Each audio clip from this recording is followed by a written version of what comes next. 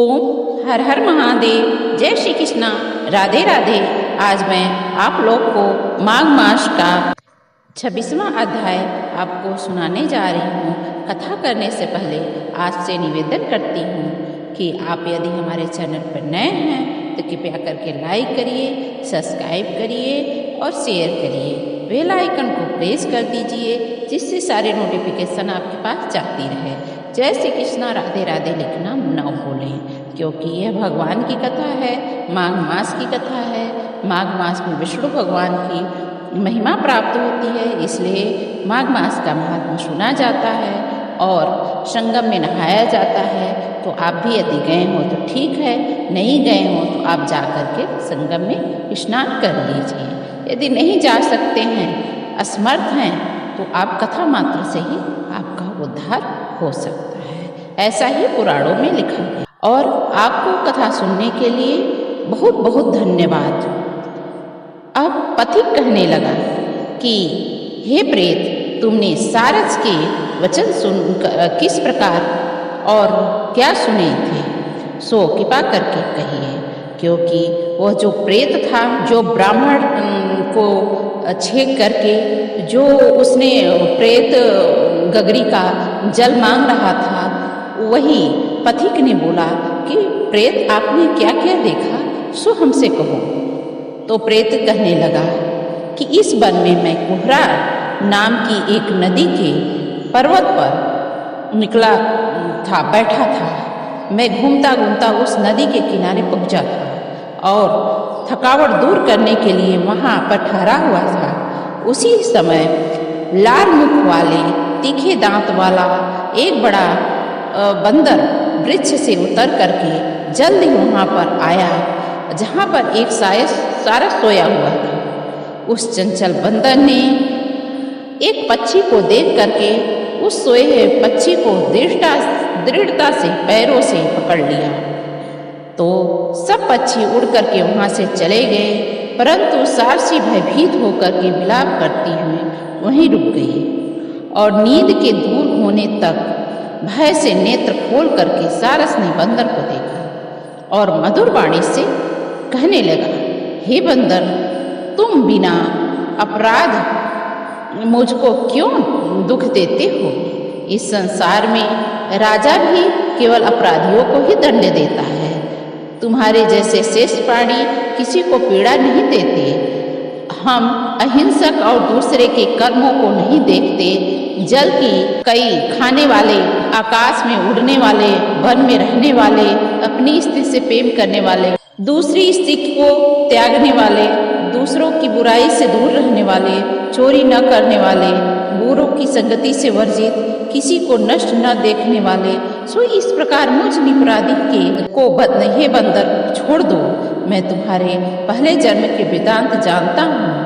यह वचन सुन करके उस बंदर उसको छोड़ करके दूर बैठ गया और कहने लगा कि तुम मेरे पूर्व जन्म के वृतांत को कैसे जानते हो? तुम अज्ञानी पक्षी हो और मैं वन में घूमने वाला हूँ। सारस कहने लगा कि मैं अपनी जाति की स्मृति के बल से तुम्हारे पूर्व जन्म का सब वृतांत जानता हूँ। तुम पूर्व जन्म में विंध्य पर्वत के राजा थे और तुम्हारे कुल पर पूज्य पुरोहित तथा तुम राजा होकर के अपनी प्रजा को पीड़ा दिया करता था।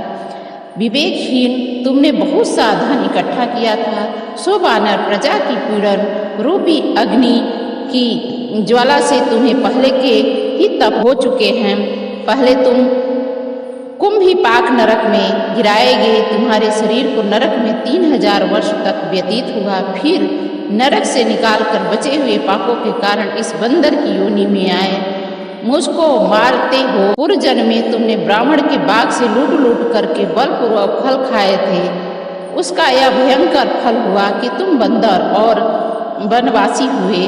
प्राणी अश्वमेघ अपने किए हुए कर्मों को भोगता है, इसको देवता भी नहीं हटा सकते।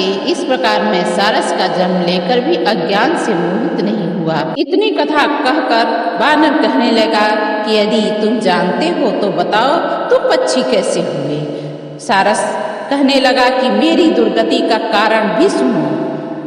तुमने नर्मदा नदी के किनारे पर सूर्य ग्रहण के समय बहुत से ब्राह्मणों के निर्मित 100 ढेर अन्न के दान किए गए थे। मैंने पुरोहित के मदद से थोड़ा सा धन ब्राह्मण को दिया और बाकी सब अपने पास ले लिया। इस ब्राह्मण के द्रव्य अपहरण करने से मैंने पहले कालसूत्र नरक में और फिर रक्त कुंदम नरक में, जहाँ पर बड़े बड़े कीड़े मकोड़े थे, और फिर रक्त तथा पीप से भरा हुआ नाभि तक योनि, सिर और ऊपर पैर किए हुए पीप चाटता हुआ उस दुर्गति वाले नरक में कौड़ियों, कीड़ों आदि से काटा जाकर 3000 तक उस यातना को भोगता रहा। मैं नरक के दुख का वर्णन नहीं कर सकता। फिर नरक की यातना से मुक्त होकर के यह सारस का जन्म पाया, क्योंकि पूर्व जन्म में अपनी बहन के घर से कांसे का बर्तन चुराया था। इसको मैंने एक जुआरी को दिया था। इसी से मैं सारस की योनि में आया हूँ। यह मेरी स्त्री पिछले जन्म में ब्राह्मणी थी। इसने भी कांसे की बर्तन की चोरी की थी। इसी से यह मेरी स्त्री हुई, सारसी हुई। यह सब मैंने तुमसे कर्म फल कहा। अब भविष्य की बात भी सुनो। अब मैं, तुम और यह मेरी स्त्री भी हंस होंगे और कामरूप के देश में सुख से निवास करेंगे। फिर इसके पश्चात गौर योनि में और फिर जाकर के दुर्लभ मनुष्य योनि को प्राप्त होंगे। इसमें मनुष्य पाप और पुण्य दोनों ही कर सकता है। इस प्रकार शिव की माया से यह सारा जगत मोह को प्राप्त होता है। न केवल हम ही, परंतु तुम भी इस संसार सभी जीव प्रवृत्ति मार्ग में फंस करके अच्छे और बुरे कर्म करते हैं, उसका फल भोगते हैं। इसलिए सब प्राणी को धर्म का सेवन करना चाहिए। देवता, असुर, मनुष्य, व्याघ्र, कीड़े मकोड़े सभी से कंटक रूपी मार्ग नहीं छूटता। केवल वेदांत जानने वाले योगी ही इस मार्ग से बच सकते हैं। इसी कारण से बड़े बड़े महात्मा भी कर्म फल को टाल नहीं सकते। उपाय से तथा बुद्धि से कोई भी इसको नहीं बदल सकता। तुम पहले राजा थे, फिर नरक में गए, अब मंदर की योनि में वन में फिरते हो और फिर ऐसा ही जन्म पाओगे। ऐसा विचार कर आनंद पूर्वक और धैर्य धर करके विचरते हुए काल की प्रतीक्षा करो। तब वानर ने कहा कि पहले जन्म में मैं तुम्हारी पूजा करता था, अब तुम मुझको प्रणाम करते हो। तुम जाति के स्मरण में मेरे पूर्व जन्म के वृतांत जानते हो। आनंद पूर्वक रहो, तुम्हारा कल्याण हो। तुम्हारे वचनों को सुन करके मैं मोह रहित होकर के वन में विचरूंगा। प्रेत कहने लगा कि हे पथिक, मैंने नदी के तट पर बंदर का और सारस का यह संवाद सुना। तब मुझको बोध हुआ और मोह तथा शोक का नाश हुआ। तो यह तो था माघ मास का 26वां अध्याय। यदि आपको 27वां अध्याय प्राप्त करना है तो मेरे चैनल पे बने रहें और बेल आइकन को प्रेस कर दें, जिससे सारी नोटिफिकेशन आपके पास जाती रहे।